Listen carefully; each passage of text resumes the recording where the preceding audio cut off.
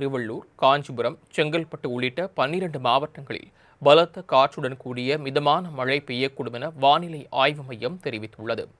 திருவள்ளூர், சென்னை, காஞ்சிபுரம், செங்கல்பட்டு உள்ளிட்ட 12 மாவட்டங்களில் பலத்த காற்றுடன் கூடிய மிதமான மழை பெய்யக்கூடும் என்றும், கோயம்புத்தூர் மற்றும் நீலகிரி மாவட்டங்களில் ஓரிரு இடங்களில் வரக்கூடிய 27ஆம் தேதி கனமழை பெய்யக்கூடும் என்றும் வானிலை மையம் தெரிவித்துள்ளது.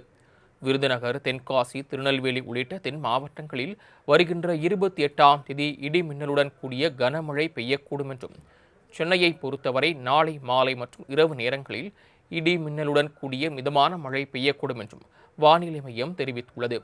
மேலும் அதிகபட்ச வெப்பநிலை 39 டிகிரி செல்சியஸும் குறைந்தபட்ச வெப்பநிலை 28 டிகிரி செல்சியஸும் இருக்கக்கூடும் என்றும், வரும் 29ஆம் தேதி வரை தென் தமிழக கடலோர பகுதிகள், மன்னார் வளைகுடா மற்றும் குமரிக்கடல் பகுதிகளில் மணிக்கு 50 முதல் 60 கிலோமீட்டர் வேகத்தில் சூறாவளி காற்று வீசக்கூடும் என்பதால் மீனவர்கள் கடலுக்கு செல்ல வேண்டாம் என வானிலை ஆய்வு மையம் எச்சரித்துள்ளது.